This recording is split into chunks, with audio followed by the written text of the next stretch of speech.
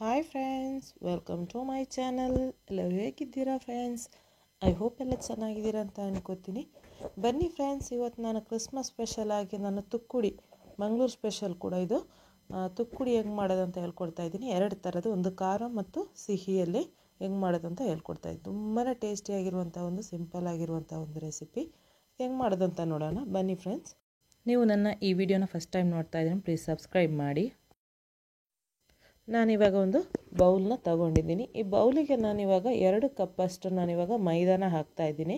ನೀವು ಬೇಕಂದರೆ ಇದನ್ನು ಗೋಧಿ ಹಿಟ್ಟಲ್ಲೂ ಮಾಡ್ಕೋಬೋದು, ತುಂಬಾ ಹೆಲ್ದಿಯಾಗಿ ಬರುತ್ತೆ. ನಾನಿವಾಗ ಮೈದಾದಲ್ಲಿ ಹೆಂಗೆ ಮಾಡೋದು ಅಂತ ಹೇಳ್ಕೊಡ್ತಾಯಿದ್ದೀನಿ. ಇದಕ್ಕೆ 1 ಸ್ಪೂನಷ್ಟು ಉಪ್ಪು ಹಾಕ್ಕೊಂಡು ಇದನ್ನು ಪಕ್ಕದಲ್ಲಿ ಇಡ್ತಾಯಿದ್ದೀನಿ. ಇವಾಗ ಒಂದು ಸ್ವಲ್ಪ ನೀರು ಅಂದರೆ ಸಕ್ಕರೆನ ನೀರು ಮಾಡ್ಕೋಬೇಕು, ಅದನ್ನು ನಾನಿವಾಗ ಪ್ರಿಪೇರ್ ಮಾಡ್ತಾಯಿದ್ದೀನಿ. ಒಂದು 4 ಸ್ಪೂನಷ್ಟು ನಾನು ಸಕ್ಕರೆನ ಹಾಕ್ಕೊಂಡಿದ್ದೀನಿ. ಆಮೇಲೆ ಒಂದು ಅರ್ಧ ಕಪ್ಪಷ್ಟು ನೀರು ಹಾಕ್ಕೊಂಡು ಇದನ್ನು ಚೆನ್ನಾಗಿ ಮೆಲ್ಟ್ ಮಾಡ್ಕೋಬೇಕು. ಮೆಲ್ಟ್ ಮಾಡಿಕೊಂಡು ಇದನ್ನು ಪಕ್ಕದಲ್ಲಿ ಇಟ್ಕೊಳ್ಳಿ. ಇವಾಗ ಅದೇ ಮೈದಾ ಇದೆಯಲ್ವ, ಮೈದಾ ಮತ್ತು ಉಪ್ಪು ಹಾಕಿರೋದು, ಅದಕ್ಕೆ ನಾನಿವಾಗ 1 ಸ್ಪೂನಷ್ಟು ಕಲೋಂಜಿ, ಆನಿಯನ್ ಸೀಡ್ಸ್ ಅಂತ ಹೇಳ್ತೀವಿ, ಅದನ್ನು ಹಾಕ್ಕೋಬೇಕು. ಆಮೇಲೆ 1 ಸ್ಪೂನಷ್ಟು ನಾನು ಕಪ್ಪು ಎಳ್ಳನ್ನ ಹಾಕ್ಕೊಂಡು ಚೆನ್ನಾಗಿ ಇದನ್ನು ಮಿಕ್ಸ್ ಮಾಡ್ಕೋಬೇಕು.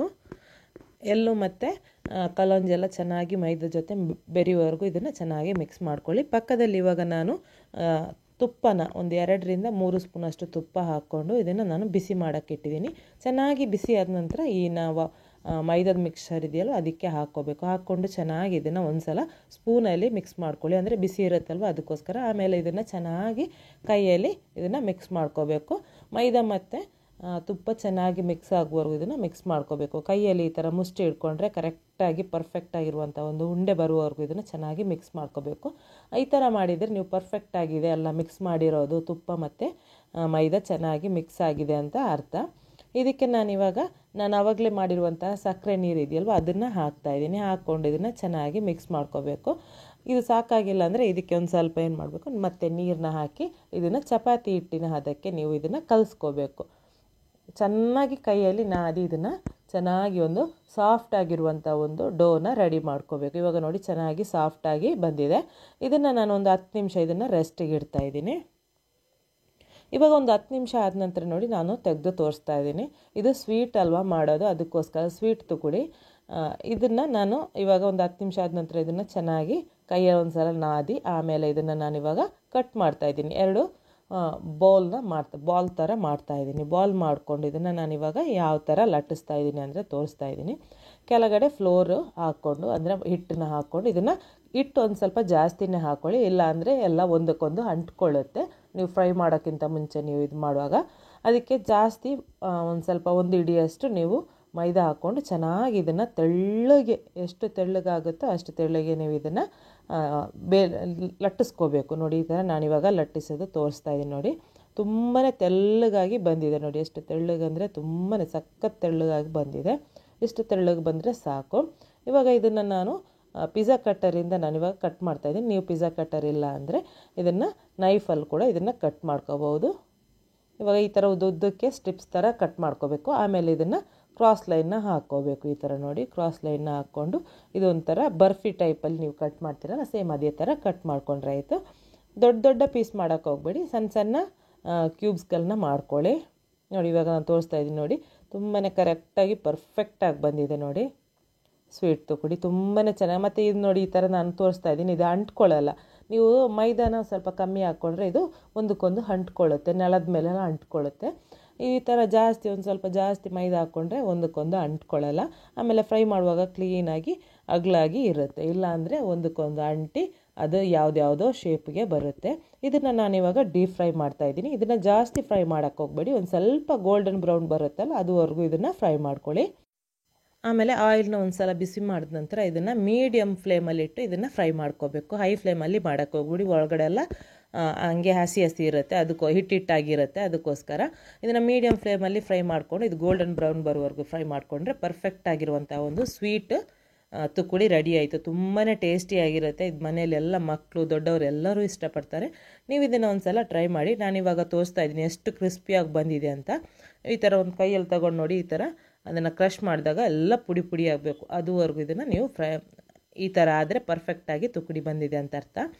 ಇವಾಗ ಖಾರ ತುಕುಡಿ ಹೆಂಗೆ ಮಾಡೋದು ಅಂತ ಹೇಳ್ಕೊಡ್ತಾ ಇದ್ದೀನಿ. ತುಂಬಾ ಚೆನ್ನಾಗಿರುವಂಥ ಒಂದು ಈಸಿಯಾಗಿರುವಂಥ ಒಂದು ರೆಸಿಪಿ.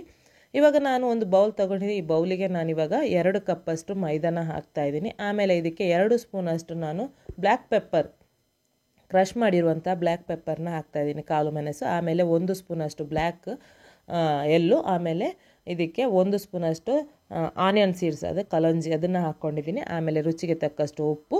ಆಮೇಲೆ ಇದಕ್ಕೆ 1 ಸ್ಪೂನಷ್ಟು ರೆಡ್ ಚಿಲ್ಲಿ ಪೌಡ್ರು. ಆಮೇಲೆ 1 ಸ್ಪೂನಷ್ಟು ನಾನು ಜೀರಾ ಪೌಡ್ರನ್ನ ಹಾಕ್ಕೊಂಡು ಚೆನ್ನಾಗಿ ಇದನ್ನು ಮಿಕ್ಸ್ ಮಾಡ್ಕೋಬೇಕು. ರೆಡ್ ಚಿಲ್ಲಿ ಪೌಡ್ರು ಮತ್ತು ಮೈದಾ ಚೆನ್ನಾಗಿ ಮಿಕ್ಸ್ ಆಗೋವರೆಗೂ ಇದನ್ನು ಮಿಕ್ಸ್ ಮಾಡ್ಕೊಳ್ಳಿ. ಆಮೇಲೆ ನಾನಿದು ಒಂದು 3 ಸ್ಪೂನಷ್ಟು ನಾನಿವಾಗ ತುಪ್ಪನ ಒಂದು ಒಗ್ಗರಣೆ ಪಾತ್ರೆಗೆ ಹಾಕಿ ಇದನ್ನು ಬಿಸಿ ಆಗೋಕ್ಕೆ ಇಟ್ಟಿದ್ದೀನಿ. ಚೆನ್ನಾಗಿ ಬಿಸಿ ಆದ ನಂತರ ಇದನ್ನು ಇದಕ್ಕೆ ಹಾಕ್ಕೋಬೇಕು. ಮೈದಾದ ಮಿಕ್ಸ್ಚರ್ಗೆ ಹಾಕ್ಕೊಂಡು ಇದನ್ನು ಚೆನ್ನಾಗಿ ಒಂದು ಸಲ ಸ್ಪೂನಲ್ಲಿ ಚೆನ್ನಾಗಿ ಮಿಕ್ಸ್ ಮಾಡ್ಕೊಳ್ಳಿ. ಆಮೇಲೆ ಇದನ್ನು ನೀವೇನು ಮಾಡಬೇಕು, ಕೈಯಲ್ಲಿ ಮಾಡ್ಕೊಳ್ಳಿ. ಅಂದರೆ ತುಪ್ಪ ಸ್ವಲ್ಪ ಬಿಸಿ ಇರುತ್ತಲ್ವ, ಅದಕ್ಕೋಸ್ಕರ ಫಸ್ಟಿಗೆ ಸ್ಪೂನಲ್ಲಿ ಮಿಕ್ಸ್ ಮಾಡಿಕೊಂಡು ಆಮೇಲೆ ಕೈಯಲ್ಲಿ ಚೆನ್ನಾಗಿ ಇದು ತುಪ್ಪ ಮತ್ತು ಮೈದಾ ಚೆನ್ನಾಗಿ ಮಿಕ್ಸ್ ಆಗುವವರೆಗೂ ಚೆನ್ನಾಗಿ ಮಿಕ್ಸ್ ಮಾಡ್ಕೋಬೇಕು. ನೋಡಿ, ಕೈಯಲ್ಲಿ ಈ ಥರ ಚೆನ್ನಾಗಿ ಮಿಕ್ಸ್ ಮಾಡ್ಕೊಳ್ಳಿ. ಕೈಯಲ್ಲಿ ನೀವು ಮುಷ್ಟಿ ಹಿಡಿದಾಗ ಅದೇನಾಗಬೇಕು ಅಂದರೆ ಒಂದು ಉಂಡೆ ಥರ ಬರಬೇಕು, ಅದುವರೆಗೂ ಅದನ್ನು ಚೆನ್ನಾಗಿ ಮಿಕ್ಸ್ ಮಾಡ್ಕೋಬೇಕು. ಮಿಕ್ಸ್ ಮಾಡಿದ ನಂತರ ಇದಕ್ಕೆ ಸ್ವಲ್ಪ ಸ್ವಲ್ಪನೇ ನೀರು ಹಾಕ್ಕೊಂಡು ಇದನ್ನು ಚಪಾತಿ ಹಿಟ್ಟಿನ ಹದಕ್ಕೆ ಕಲಿಸ್ಕೋಬೇಕು. ಒಂದೇ ಸಲಕ್ಕೆ ನೀರು ಹಾಕಕ್ಕೆ ಹೋಗಬೇಡಿ, ಜಾಸ್ತಿ ಆಗ್ಬೋದು. ಅದಕ್ಕೋಸ್ಕರ ಸ್ವಲ್ಪ ಸ್ವಲ್ಪನೇ ನೀರು ಹಾಕ್ತಾ ಇದನ್ನು ಚಪಾತಿ ಹಿಟ್ಟಿನ ಹದಕ್ಕೋಸ್ಕರ ಅಷ್ಟು ಗಟ್ಟಿಯಾಗಿ ನೀವು ಕಲಿಸ್ಕೋಬೇಕು. ತುಂಬಾ ಚೆನ್ನಾಗಿ ಬರುತ್ತೆ, ಖಾರ ಖಾರ ಆಗಿರುತ್ತೆ.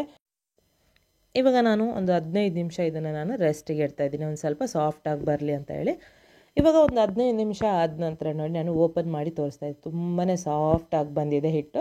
ಇದನ್ನು ಈ ಥರ ಸ್ಲ್ಯಾಬ್ ಮೇಲೆ ಇಟ್ಟು ಈ ಥರ 1-2 ಸಲ ಇದನ್ನು ಏನು ಮಾಡಬೇಕು ಅಂದರೆ ಚೆನ್ನಾಗಿ ನಾದ್ಕೋಬೇಕು. ಆಮೇಲೆ ಇದನ್ನು ಉಂಡೆಗಳನ್ನ ಮಾಡ್ಕೋಬೇಕು. ನಾನಿವಾಗ ಒಂದು 3 ಉಂಡೆನ ರೆಡಿ ಮಾಡ್ಕೊಂಡಿದ್ದೀನಿ. ಈ ಥರ 3 ಉಂಡೆ ಥರ ಮಾಡಿಕೊಂಡು, ಅಂದರೆ 2 ಕಪ್ಪಲ್ಲಿ ಒಂದು 3 ಉಂಡೆ ಬರುತ್ತೆ. ಆಮೇಲೆ ದೊಡ್ಡದಾಗಿರುವಂತಹ 3 ಚಪಾತಿ ರೆಡಿ ಆಗುತ್ತೆ. ನೀವು ಬೇಕಂದರೆ ಇದರಲ್ಲಿ 2ರಲ್ಲೇ ಮಾಡಿಕೊಂಡು ದೊಡ್ಡದಾಗಿ ಮಾಡಿಕೊಂಡು ಇದನ್ನು ನೀವು ಮನೆಯಲ್ಲಿ ಮಾಡ್ಕೋಬೋದು. ಹಿಟ್ಟು ಹಾಕುವಾಗ ನೀವು ಇದನ್ನು ಚಪಾತಿ ಲಟ್ಟಿಸ್ತೀರಲ್ವ, ಆ ಥರ ಲಟ್ಟಿಸುವಾಗ ಒಂದು ಸ್ವಲ್ಪ ಮೈದಾ ಹಿಟ್ಟನ್ನು ಸ್ವಲ್ಪ ಜಾಸ್ತಿನೇ ಹಾಕ್ಕೊಳ್ಳಿ. ಅಂದರೆ ಇಲ್ಲಾಂದರೆ ಒಂದಕ್ಕೊಂದು ಅಂಟ್ಕೊಳ್ಳುತ್ತೆ ಅಂತ ಒಂದು ಸ್ವಲ್ಪ ಜಾಸ್ತಿ ಮೈದಾ ಹಾಕ್ಕೊಂಡು ಇದನ್ನು ನೀವೇನು ಮಾಡಬೇಕು, ನಾನು ಸೇಮ್ ಸ್ವೀಟಲ್ಲಿ ತೋರಿಸಿದ್ದೀನಲ್ಲ ಅದೇ ಥರ ಇದನ್ನು ನೀವು ಸ್ಟ್ರಿಪ್ಸ್ ಥರ ಕಟ್ ಮಾಡ್ಕೊಂಡು ಆಮೇಲೆ ಕ್ರಾಸ್ ಲೈನಲ್ಲಿ ಕಟ್ ಮಾಡಿಕೊಂಡ್ರೆ ಇದು ಪರ್ಫೆಕ್ಟಾಗಿ ಬರುತ್ತೆ. ತುಂಬಾ ಚೆನ್ನಾಗಿರುವಂಥ ಒಂದು ತುಕಡಿ, ಖಾರ ತುಕಡಿ, ತುಂಬಾ ಸಿಂಪಲಾಗಿ ಮಾಡುವಂಥ ಒಂದು ರೆಸಿಪಿ. ಇವಾಗ ನೋಡಿ ನಾನು ತೋರಿಸ್ತಾ ಇದ್ದೀನಿ, ಕರೆಕ್ಟಾಗಿ ಬಂದಿದೆ. ಇದನ್ನು ಕೂಡ ಡೀಪ್ ಫ್ರೈ ಮಾಡ್ಕೋಬೇಕು. ಒಂದು ಸಲ ಆಯಿಲ್ನ ಚೆನ್ನಾಗಿ ಬಿಸಿ ಆದ ನಂತರ ಆಮೇಲೆ ಫ್ಲೇಮ್ನ ನೀವೇನು ಮಾಡಬೇಕು, ಮೀಡಿಯಮಲ್ಲಿ ಇಟ್ಕೊಂಡು ಇದನ್ನು ನೀವು ಫ್ರೈ ಮಾಡ್ಕೋಬೇಕು, ಡೀಪ್ ಫ್ರೈ ಮಾಡ್ಕೋಬೇಕು. ಇದು ಕೂಡ ಅಷ್ಟೇ, ಮೀಡಿಯಮ್ ಆಗಿ ಒಂದು ಸ್ವಲ್ಪ ಕಲರ್ ಚೇಂಜ್ ಆಗ್ತಾ ಬರುತ್ತೆ. ಆವಾಗ ಮೀಡಿಯಮ್ ಕಲರ್, ಗೋಲ್ಡನ್ ಕಲರ್ ಬಂದಾಗ ಇದನ್ನು ನೀವು ತೆಗಿಬೇಕು. ಅಂದರೆ ಪರ್ಫೆಕ್ಟಾಗಿ ಬಂದಿದೆ ಅಂತ ಅರ್ಥ. ಒಂದು ಮೀಡಿಯಮ್ ಗೋಲ್ಡನ್ ಕಲರ್ ಬಂದರೆ ಪರ್ಫೆಕ್ಟಾಗಿ ಬಂದಿದೆ ತುಕಡಿ ಅಂತ ಅರ್ಥ. ಇವಾಗ ನೋಡಿ ನಾನು ಇದನ್ನು ಮೀಡಿಯಮ್ ಫ್ಲೇಮಲ್ಲಿ ಇದನ್ನು ನಾನು ಚೆನ್ನಾಗಿ ಫ್ರೈ ಮಾಡ್ತಾಯಿದ್ದೀನಿ. ಇವಾಗ ಪರ್ಫೆಕ್ಟಾಗಿ ಫ್ರೈ ಆಗಿದೆ. ಇದನ್ನು ನಾನಿವಾಗ ತೆಗಿತಾ ಇದ್ದೀನಿ. ಇದೇ ಥರ ಉಳಿದಿರುವಂಥದ್ದೆಲ್ಲನ ನಾನಿವಾಗ ಫ್ರೈ ಮಾಡ್ಕೋತೀನಿ. ತುಂಬಾ ಈಸಿಯಾಗಿ ಇದು ಸಿಂಪಲ್ಲಾಗಿ ನೀವು ಮನೆಯಲ್ಲಿ ಇದು ಮಾಡ್ಕೋಬೋದು. ಆಮೇಲೆ ವಿಂಟರ್ ಸೀಸನೆಲ್ಲ ಚಳಿಗೆ ನೀವು ಖಾರ ತಿನ್ನಬೇಕಂತ ಅನಿಸುತ್ತಲ್ವ, ಆವಾಗ ಈ ಥರ ಮಾಡಿಕೊಂಡ್ರೆ ಖಾರ ತುಕಡಿ ತುಂಬಾ ಚೆನ್ನಾಗಿರುತ್ತೆ. ಹಾಗೆಯೇ ಇವತ್ತಿನ ರೆಸಿಪಿ ನಿಮಗೆಲ್ಲರಿಗೂ ಇಷ್ಟ ಆಯಿತು ಅಂತ ಅನ್ಕೋತೀನಿ. ಇಷ್ಟ ಆದರೆ ಈ ವಿಡಿಯೋ ಹೆಂಗಾಯಿತು ಅಂತ ನನಗೆ ಕಮೆಂಟಲ್ಲಿ ಒಂದು ಕಮೆಂಟ್ ಹಾಕಿ. ಈ ವಿಡಿಯೋಗೊಂದು ಲೈಕ್ ಕೊಡಲಿಕ್ಕಂತೂ ಮರೀಲೇಬೇಡಿ ಫ್ರೆಂಡ್ಸ್.